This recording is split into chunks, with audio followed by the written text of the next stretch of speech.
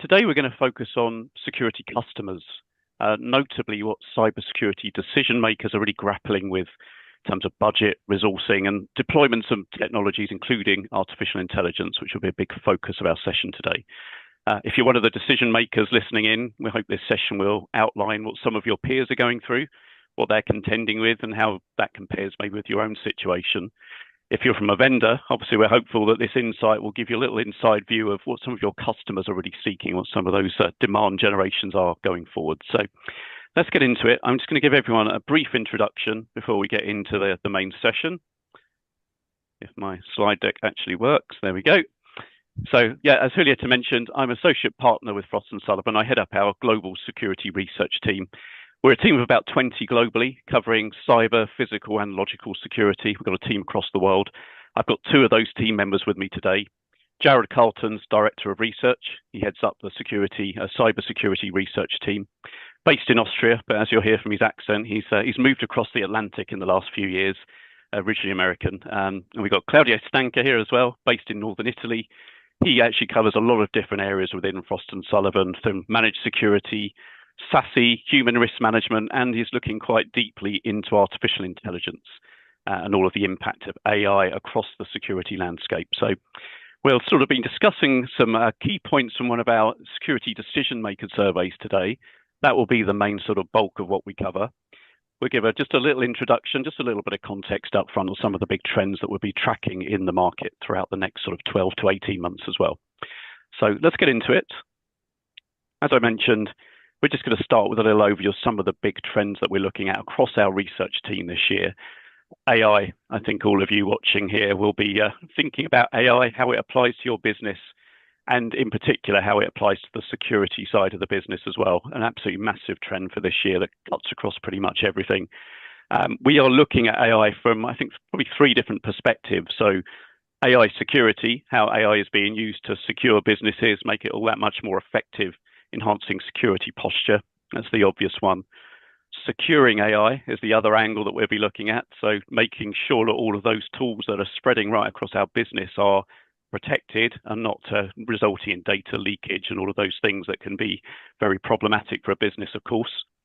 But also combating the AI-powered threats that are going to be increasingly coming at us as well. It's unfortunately not just the good guys that are using AI, as we'll all know. It's the bad guys as well, and working out how we deal with that. Increased frequency, sophistication of attacks is part of what we'll be assessing and looking at throughout the year. Cloud security, that's been a massive trend. Obviously, again, something that we have been looking at for a number of years at Frost. We have very broad coverage across all of the different cloud security areas. And what we're seeing now is cloud security really kind of consolidating. So moving away from some of those point solutions, CSPM, cloud workload protection, to more sort of centralized platforms with cloud native application platforms right at the center, all of that. So again, a very big area, burgeoning area for vendors, of course. We have so much in the cloud, data applications sitting there. We see a lot of consolidation around that space to make it all the more simple and visible for the end customers.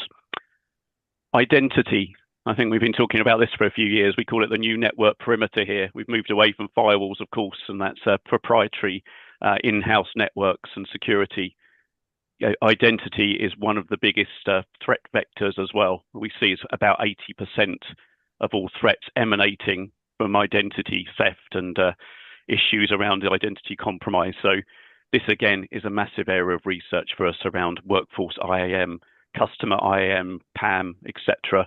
That's something that we'll be continuing to track. And we see with all of the non-human identities around API keys and tokens and service accounts, this is becoming even more complicated than ever before. It's an area that we'll certainly be looking at in great detail. Post-quantum cryptography, I think we've probably mentioned this over the years, haven't we? But this is the year we feel when it's becoming quite serious, basically, because we're seeing the harvest now, decrypt later kind of methodologies that say customers, end users realizing that, maybe the quantum computers are not quite there yet and the bad guys are not going to be exploiting quite yet. But actually, that's exfiltration rather, of the data that comes before quantum computers become mainstream which could be happening obviously by the end of the decade even. That becomes a big challenge as well. Jared, I wanted to just hand over to you actually quickly on the geopolitical side of things. That's something that opens up a lot of conversation, doesn't it, across the team? It does, and I'll keep this brief. Really, when we're thinking about geopolitical risk these days, the key thing to remember is that cybersecurity is no longer just about malware. As the old rules-based world order is being proactively dismantled by the very country that helped put it in place, the United States, cybersecurity has become inextricably linked more than ever before to geopolitical power. You have nation states and state-aligned actors that are weaponizing cyber attacks to disrupt infrastructure, to steal intellectual property, and to destabilize economies without crossing military red lines. So in 2026, organizations aren't just increasing cyber budgets because it's fashionable or it's become the thing to do. They're doing it because the threat landscape has been fundamentally shifted.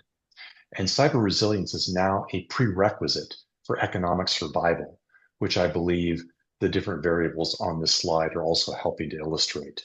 We'll get into a little bit more about geopolitical risk a bit later in this slide deck. Adrian? Very good. Thank you very much for that, Jared.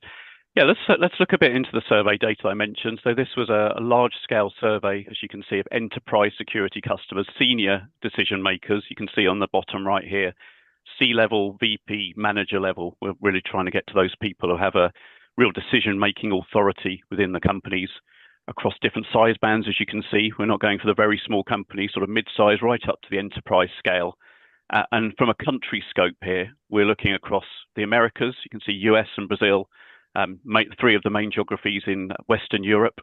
And this year, actually, we've added India and the Gulf states, so really interesting markets, very sort of emerging markets for security in particular, where there's some quite big changes and big differences, let's say, against the more established nations there.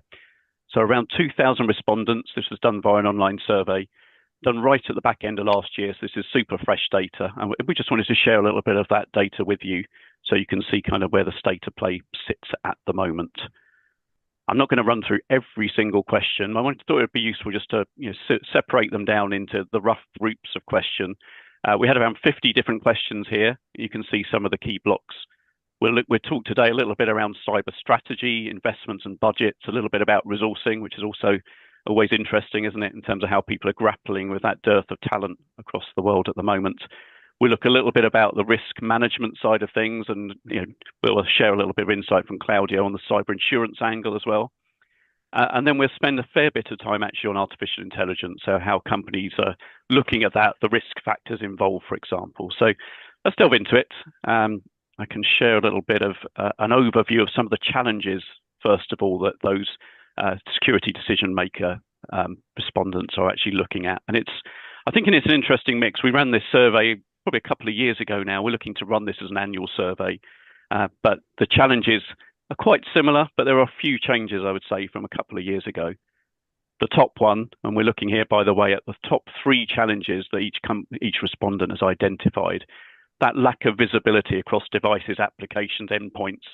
This was something that was number one a couple of years ago as well. And we've all seen that move to more of a platform approach, let's say, having visibility across all of the assets, having a single pane of glass. That issue hasn't gone away clearly. That visibility still becomes absolutely paramount. We know that many end-use organizations are using tens, hundreds of solutions sometimes on the security side. Managing all of those separately is clearly a big headache, certainly with the resource challenges that we all have across all industries at the moment. And that links in, I think, to the resources, that second point, still quite a big problem, having those relevant skills to manage all these solutions and actually manage all of the alerts that comes from them. As you can see on the third one, the false positives, the whole range of data that's thrown at those decision makers every single day that they need to pick the needle from the haystack to make sure they're focusing on the right things. So we'll touch a little bit later of how some of those issues are resolved or certainly mitigated with the use of AI and automation and how that kind of is flowing. But I thought they were three interesting ones at the top of the chart here. I think on a slightly, let's say, more positive spin on things, if you look at some of the ones a bit lower down here that are less of a concern, we look at that cybersecurity as a low priority amongst management. This was higher up a couple of years ago. evidence, I think, that really is being taken more seriously at the C level, at the board level, that there's a real understanding that cybersecurity isn't about just keeping the lights on, is a business priority, that it comes through to the business direction of a company. It's not just a nice to have, it's a must have, and it needs to be factored in at every level of a business. And I guess the bottom one, and again, we'll touch on this in a couple of slides' time, lack of budget isn't a big challenge for most organizations. There'll be some where it's a massive problem, don't get me wrong, but that is very low down on the list of problem areas at the moment. Budget is one thing, investing in the right areas is another. I'm going to get onto that a little bit later. Jared, I'm going to hand over to you to talk about some of the concerns and priority areas briefly. Super. So what we're seeing on this slide is a lot of different data points. And what you see here is some alignment and some nuance. So globally, what we're seeing are cloud attacks and data breaches and critical infrastructure dominating concerns and actual impact. And that tells us that organizations are reacting to real operational pain, not just hypothetical risk. We also see AI threats and supply chain attacks are rising, but quantum encryption is barely registering. I find that a little worrying because only 9% ranked quantum encryption in their top three concerns, or quantum computing and encryption. And that makes it one of the lowest out of the 24 options of concerns that people could choose when they were responding to this survey. And I find that really concerning considering today's steal now and decrypt later tactics. We are looking at a world we've been talking about potential for quantum encryption and quantum computing to be coming up, in the next 5 to 10 years, geez, every 5 to 10 years. But it really looks like the technologies are advancing rapidly enough to where we could be looking at the real potential of quantum computing being available, at least to nation states, by the end of the decade or early next decade. And of course, when that happens, the nation states that have that capabilities aren't going to, shout it out to the world that they have it. They're going to first decrypt everything that they've stolen. So I find that really concerning. And I think that companies really need to be thinking about this, because if you're not working to implement quantum resistant encryption today, you're already behind and you're already potentially in trouble. On this slide, you also see that country context matters. In the US and France, API security is a top concern, while in Germany, there's a focus on state-sponsored espionage, which makes a lot of sense to me, sitting here in German-speaking Europe, since Germany has been repeatedly under attack in various different forms because of their support of Ukraine. In India, Saudi Arabia, and the UK, you see a prioritization of software supply chain risk, which also makes sense in those areas. In the US, we're seeing IoT and network equipment compromises, France and Saudi Arabia reporting on zero-day exploits, and Germany facing OT attacks, again, making a lot of sense because of their large manufacturing base. While in the UK, there's more of a concern dealing with insider and AI-driven threats. So there's a lot of different things happening here, but the takeaway is pretty simple. Cybersecurity strategy, it's no longer kind of a generic thing. It's becoming geographically and operationally specific, and it's being driven by the attacks that organizations are actually experiencing rather than the ones making headlines. We all remember, 10, 15 years ago when people would get worried when there was some kind of graffiti attack on a website of a company or a government organization, but everything else was operating fine. Now we're not even worrying about those things anymore. We're worrying about where the rubber hits the road with whether or not it's actually stopping operations in organizations. And that's a good thing, but there's also some challenges that companies are experiencing. And we'll talk about that a little bit more in the coming slides. Just one question from me, Jared, to you on the right hand side of the slide. We're talking about the investment priorities. So globally, cloud security is at the top. There's not a lot of variation among some of those data security, security operations there. endpoint's quite low down. And again, you mentioned there's differences, nuances at a country level. Germany, again, is a bit of an outlier here. Endpoint is actually their number one priority. How do we explain things like that, I guess? Is that, again, something unique to the German market? Is that something you'd expect? I think what this comes down to is there's been a lot of asymmetrical attacks against geographies like Germany that are Mm, providing a lot of military and political support for Ukraine.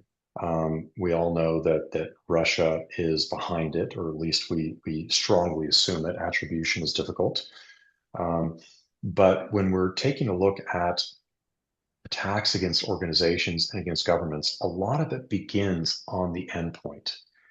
mm, And with the use of AI to help accelerate attacks and get root access on certain endpoints so that they can then do, laterally traverse in the IT environment and get to people that have super user privileges in the IT department to, boost themselves up and then do all kinds of mischief, including mm. shutting down all kinds of notifications inside of either Entra ID or Active Directory so that you can then push out ransomware. Endpoint security really becomes a major priority.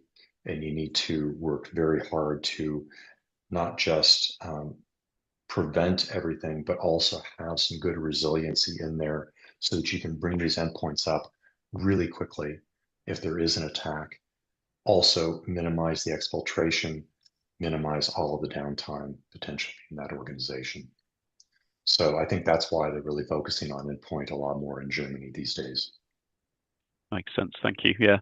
Yeah. I was showing all of the global data points here, but I think it's a lot of the stories at that kind of country, regional, industry level, aren't they? So it'd be good to I sort of drill agree. into those a little bit later That's on in where a another lot of session. the color comes in when you're Yeah, looking at the exactly. countries and when you're also looking at the industries in particular. Hmm. Very good. Let's have a quick look at the budgets. We mentioned that doesn't feel like a massive challenge to the average respondent here. That's very low down on the challenge list, let's say. And I think the picture here is pretty similar to 2 years ago, I would say as well. You can see on the left, first of all, we're looking at what percentage of the overall IT budget is being allocated to cybersecurity. And I think this was probably around a similar mark, 14 to 15% last year. Average, as you can see globally, this time is 15.6%. Again, there's some country differences here. Again, I'll pick on Germany a little bit. That the lowest percentage of the IT mix is 9.5 in Germany. At the other end of the scale, Indian respondents are investing about 24%, much, much higher than that average. So as we've been saying throughout, there is that variation depending on state of play, security, maturity, kind of investment levels to date, the risk vectors in different markets and industries that are really driving some of that. But you can see that range. It's kind of a bell curve, as you can see on the left, but with that average of about 16%.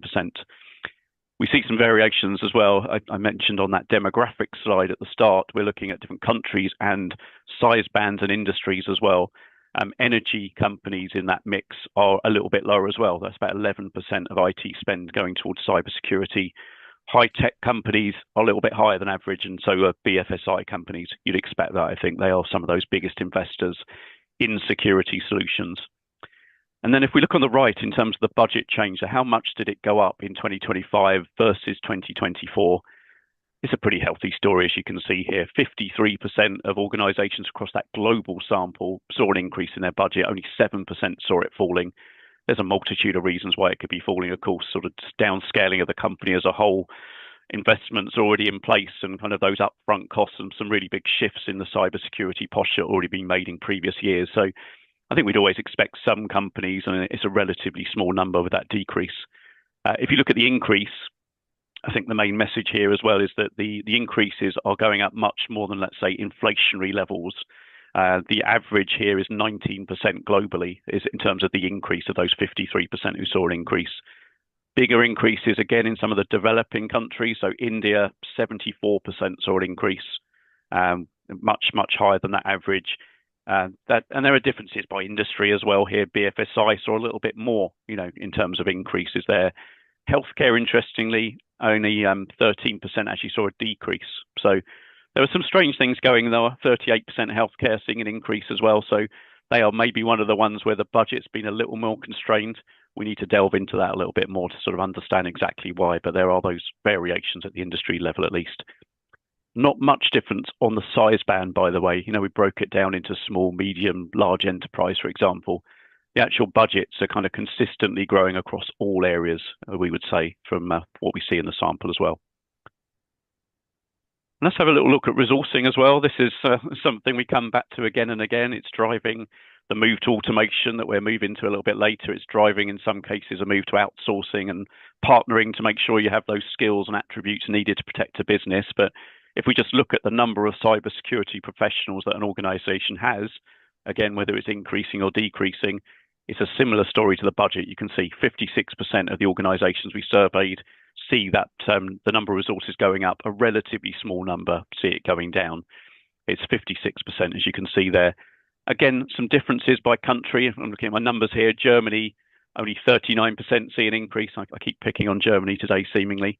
Again, India, a bit similar to the budget, a very large number are expected to boost up, 74% looking to increase their actual resources at the moment. So actually very similar numbers to the budget, strangely enough there. And then we look at why it increases or decreases. I think some of these are pretty obvious on the left-hand side. Regulatory compliance is one of them that is driving people to invest more to make sure they're compliant. Number of cyber threats going up and incidents in particular. So we've split it into threats and incidents, as you can see here. The threats are growing. We know that the attack surfaces are growing. The number of threats out there are growing almost exponentially, with AI being used to, harnessed as well. The number of incidents is obviously the ones that actually get through and cause a problem for an organization. So you'd expect that to be a little higher when there's actually a direct risk. Companies are seeing a direct impact on their business, and we'll get into this on the next slide. That's where those number of professionals sometimes needs to be ramped up to make sure there's full protection. And if we look on the right-hand side, why is it decreasing?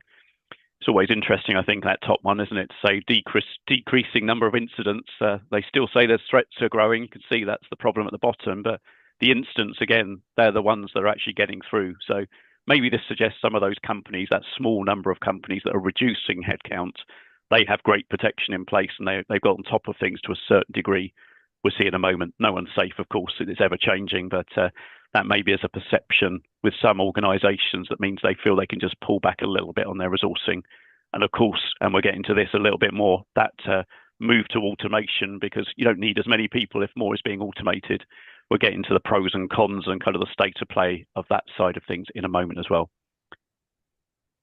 Jared, I'm going to hand back to you, and then we're going to get Claudio talking on cyber insurance and AI in a moment. But first, maybe set the stage a little bit on the risk exposure that organizations have. I think this is always an interesting one, trying to assess quite how at risk different organizations are and how it's going to impact their business. It is interesting. And between our last survey and this one, we actually adjusted a few things to get a better handle on what's going on here. What we're presenting here in the slide are just a little bit of that data, not all of it. But what really stands out here for me is the disconnect between confidence and consequence. We see that 76% are saying that they can estimate their cyber risk, yet nearly half are expecting losses above $25 million, and 18% put their exposure north of 75 million. What we're seeing here, it's not just IT risk, it's material business risk. But there's some nuance in here. Geography is where this becomes really telling. In Germany, we see only 28% feeling confident about estimating their risk exposure. And there's a reason for that.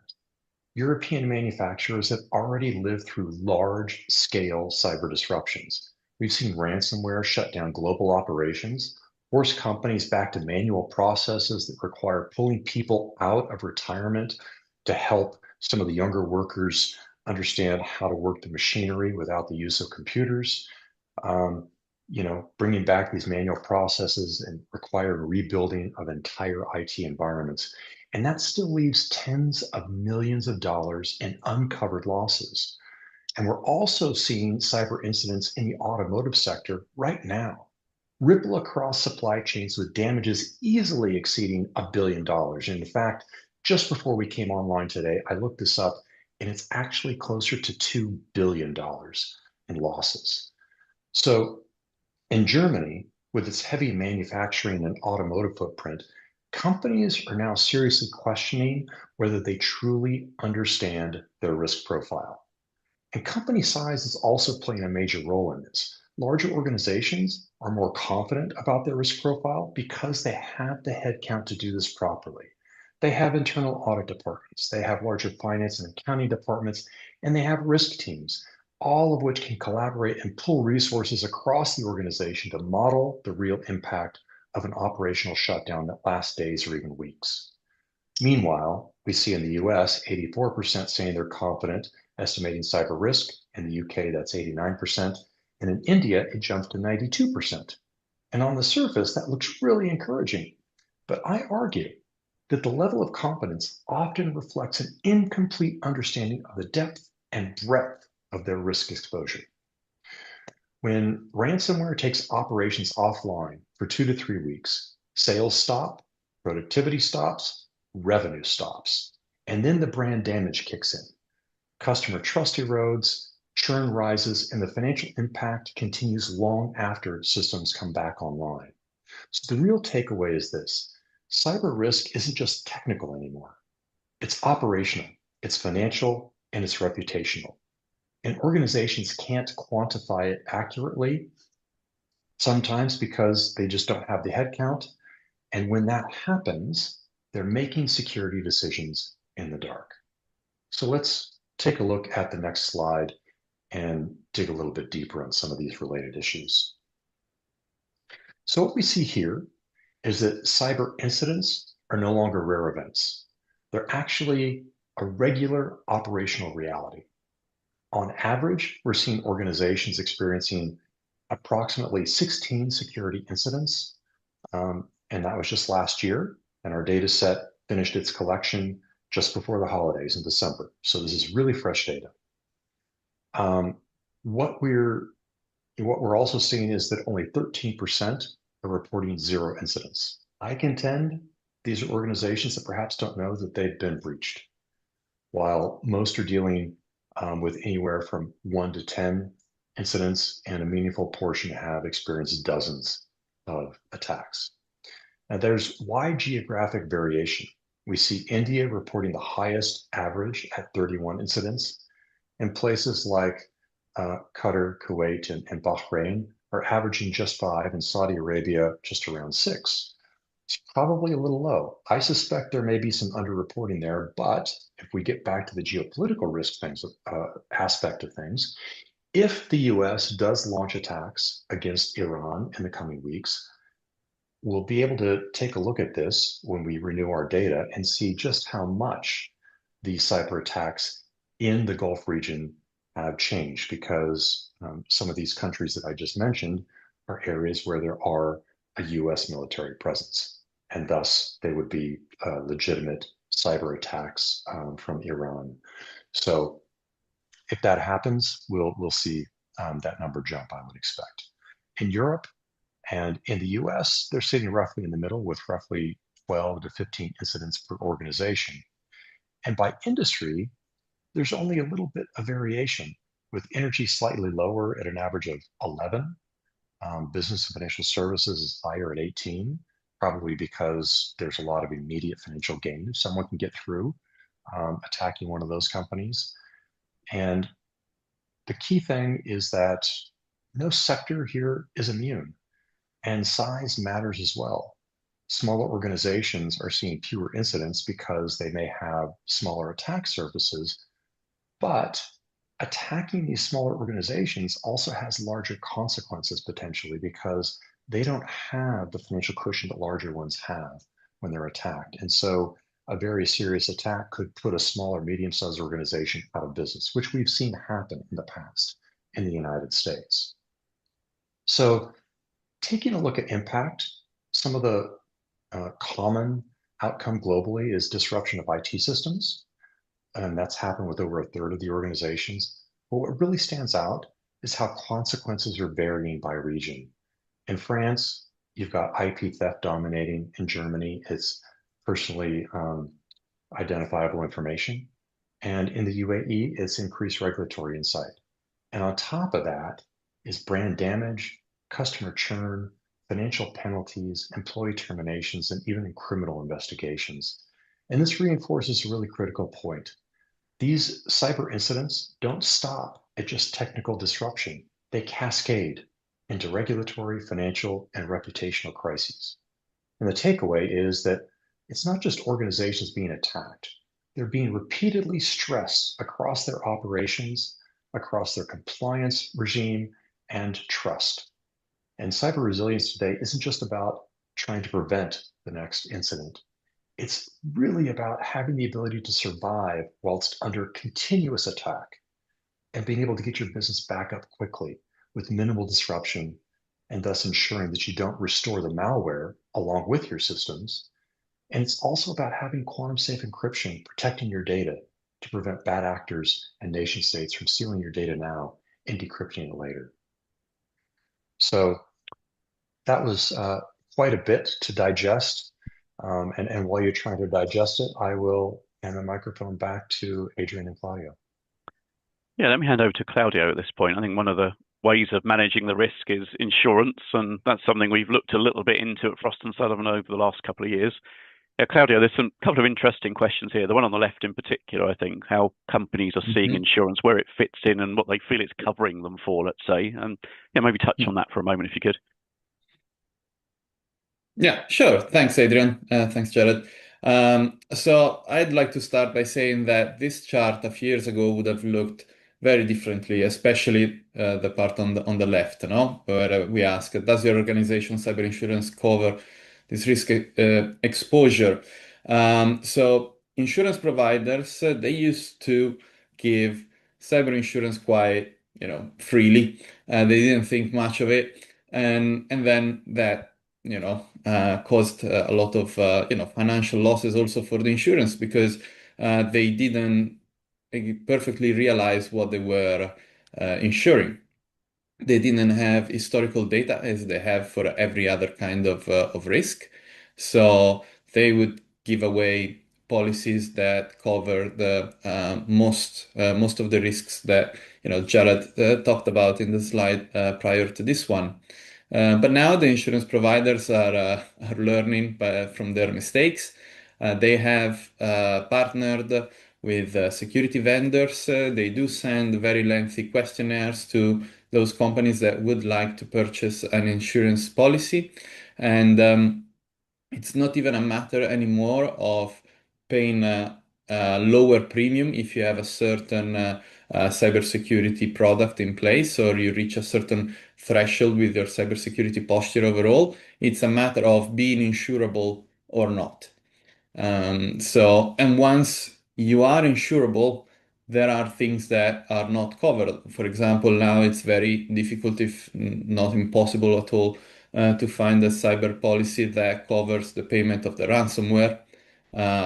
Fines as well, they're not covered by the insurance policy. So we see here in this pie chart the differences between these customers that have purchased an insurance policy and more or less what they estimate their policy will cover in case of an attack. Another interesting data point we see on the right side of the slide. So how do the customers see the insurance policy? Is it part of their defense strategy or is it a necessary cost? And I think that here we should make a distinction with in both cases. So those that replied part of the defense strategy, I think we have to differentiate between those that would like the insurance policy to be their whole strategy. So they reach out, they say we want a cyber policy because they want to forget about the cyber risks. No, they just think, okay, we have a policy and that's it, we have to do nothing.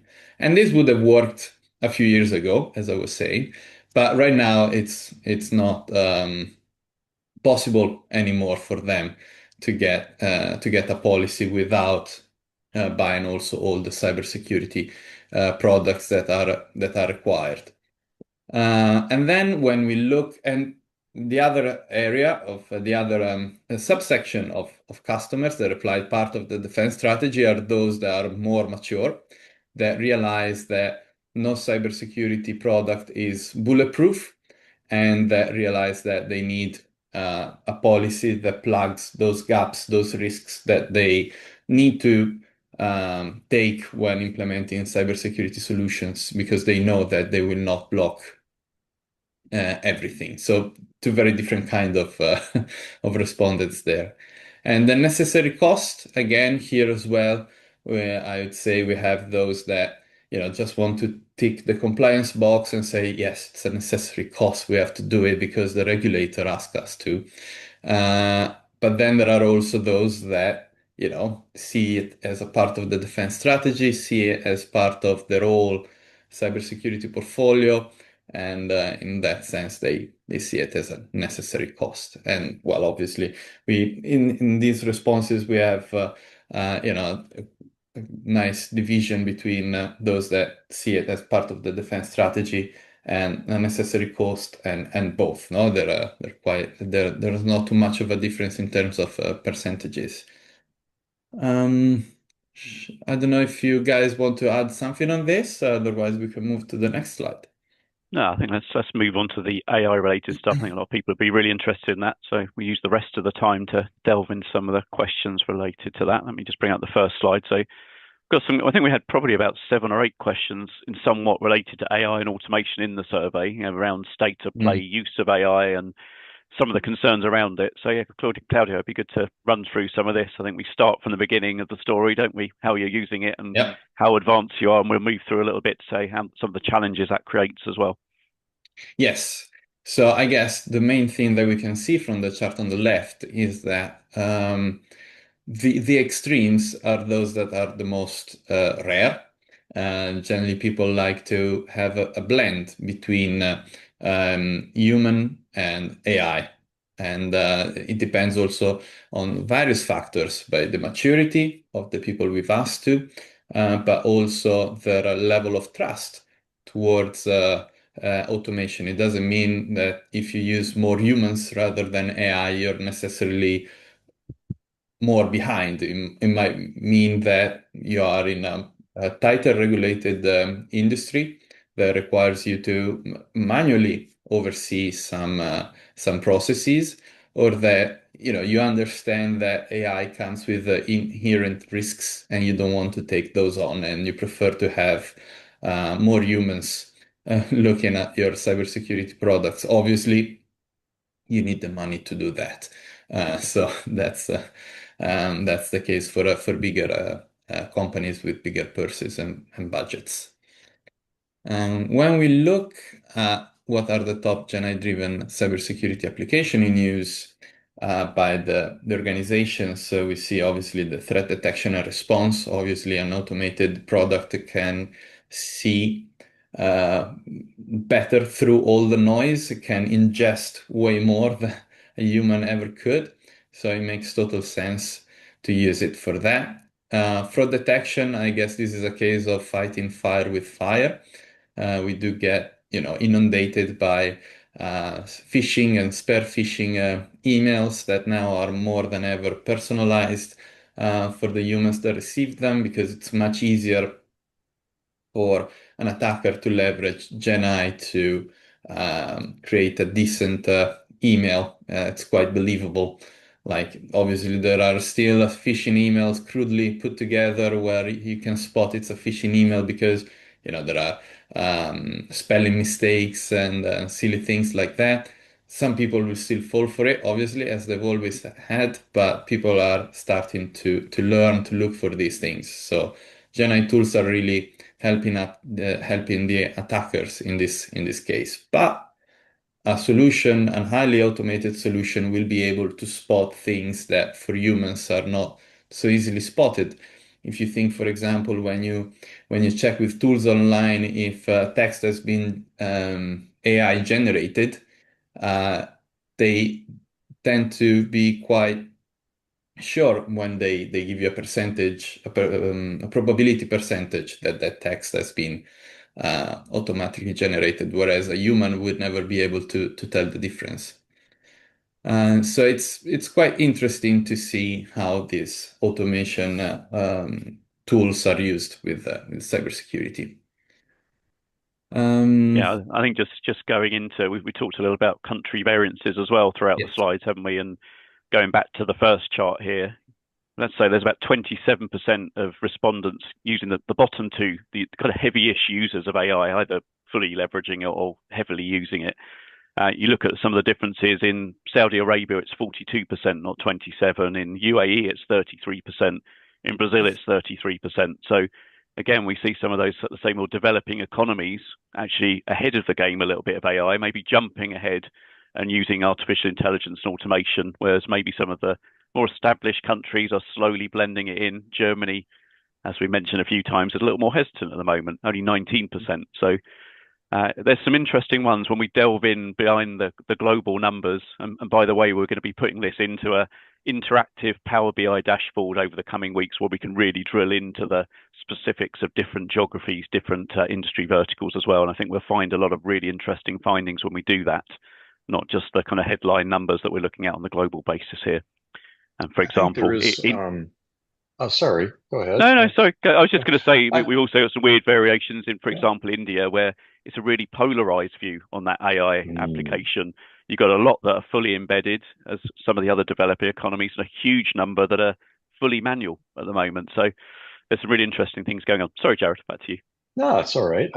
I just wanted to add that I've seen some really fascinating uses of AI for fraud detection at RSA in 2025, where they're using AI to detect fraud on sessions like this in Zoom or on Teams, for deep fakes.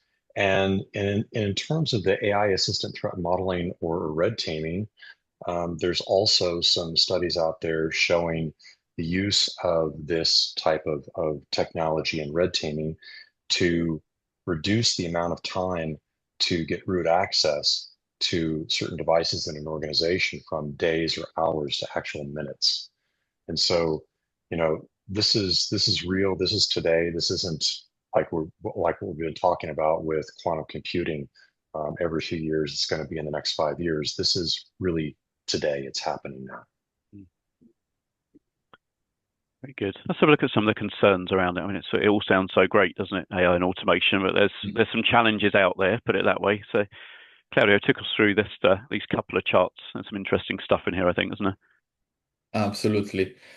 So we start from the left side, as usual, with what are the top concerns about using AI in cybersecurity. So obviously, data privacy and compliance risks is the top one, and it also pairs quite nicely with the intellectual property being used to train models, unauthorized access to enterprise data that we see on the right, because it all connects with the fear, not that we lose control of our data when we use AI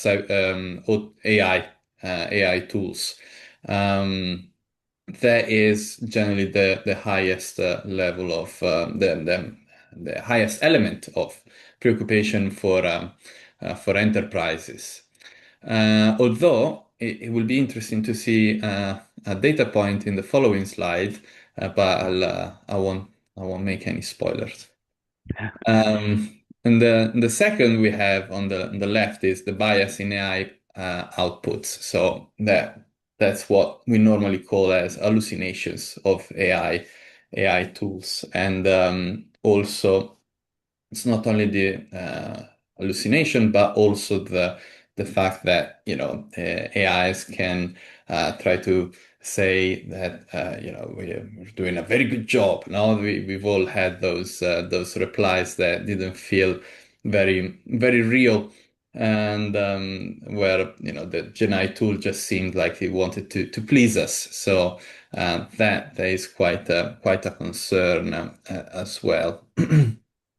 And I guess the third one, not the over-reliance on automation, connects with what we were saying earlier as well, with companies not wanting to lose their own control over their cybersecurity, wanting to keep control over some of it, sometimes because they're afraid of using too much of AI, sometimes because they must, because of regulation.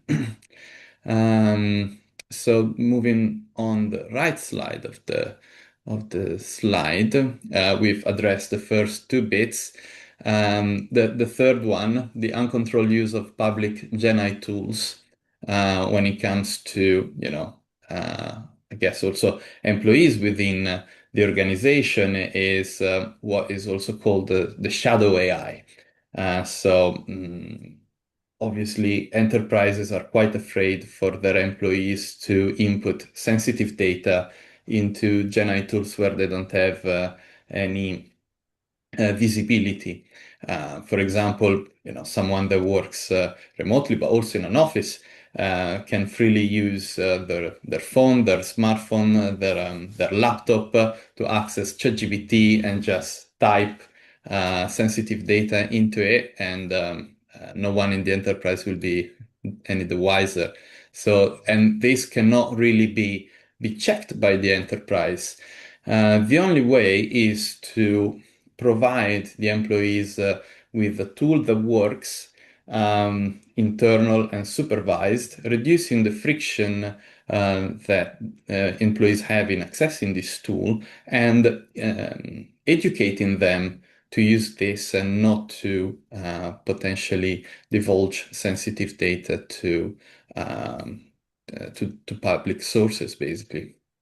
I don't know if you guys want to add something on this.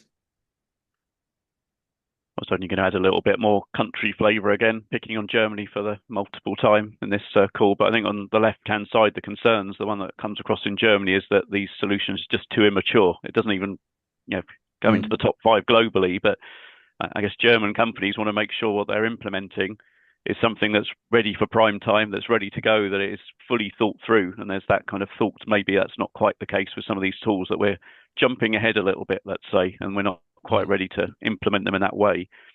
And the other one that jumped out in Germany on the right-hand side, the one that was quite low down on the list, no prompt or output logging, was actually the number one concern on the right-hand chart there in Germany.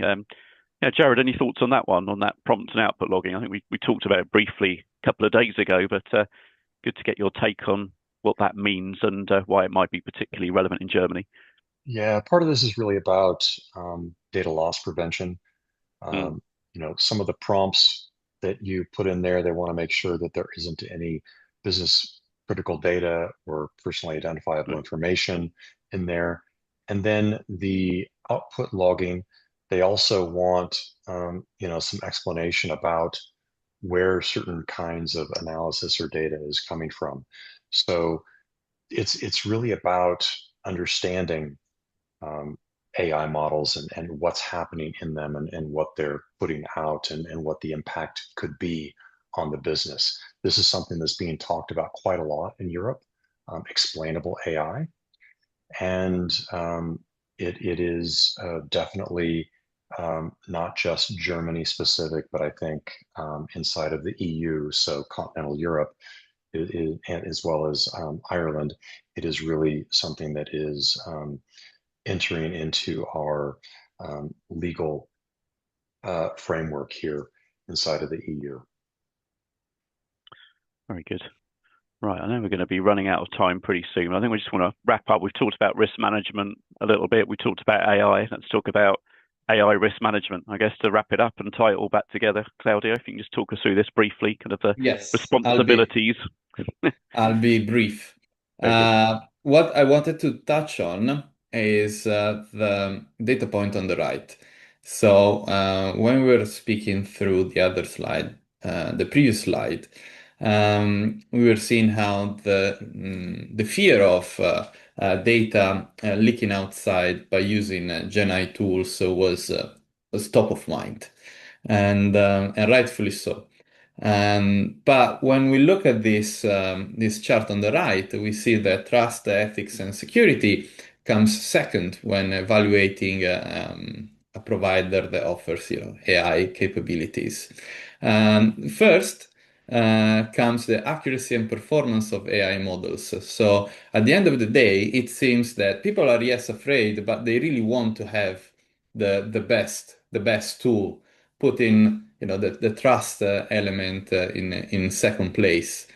So I guess they see the potential for a higher level of productivity by using GenAI, and they really want to be able to, let's say, revolutionize also the way that their business work.